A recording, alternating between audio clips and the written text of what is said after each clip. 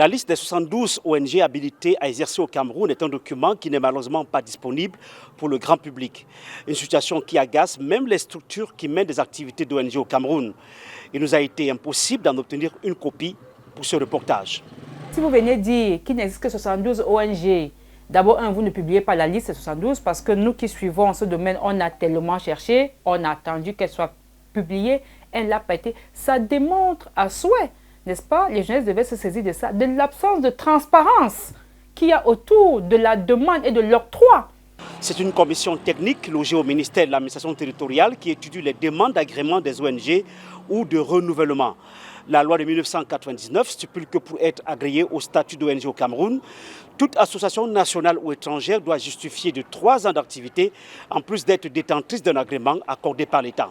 Alors qu'on organisait seulement une consultation, la première consultation de haut niveau pour la paix et la réconciliation nationale, alors qu'on avait tout mis en place, alors que les experts étaient déjà au Cameroun, on a vu que le sous-préfet a quand même pris sur lui d'interdire cette haute réunion-là. Selon certains responsables d'ONG, ce climat délétère entre le gouvernement et les ONG date des années 2013 et 2014. Depuis la lutte contre Boko Haram, les organisations ont commencé à dénoncer le fait que c'est vrai, il y avait une légitimité dans la lutte contre le terrorisme, mais il n'y avait pas de légitimité à violer les droits humains. Alors, ces voix critiques ont commencé à ne pas sonner comme ils veulent que ça sonne, et puis les menaces et les intimidations ont commencé.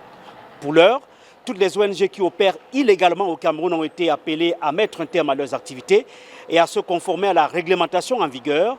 Mais ces ONG ont d'autres obligations vis-à-vis de la loi camerounaise. Je voudrais également rappeler aux responsables des ONG et des associations de la société civile et des droits de l'homme qu'ils ont l'obligation de déposer au ministère de l'administration territoriale qui assure leur tutelle le rapport annuel de leurs activités.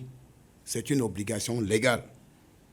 Dans leur rapport annuel, ils ont l'obligation de détailler au franc près les fonds reçus chaque année, l'identité de leurs financiers ou donateurs et l'utilisation de ces fonds au Cameroun.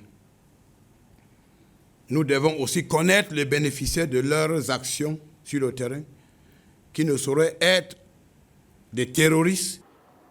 Seules 5 nouvelles associations ont acquis un statut d'ONG en 2022, d'après un responsable du ministère de l'administration territoriale ayant requis l'anonymat. Emmanuel Juntap pour VOA Afrique, Yaoundé.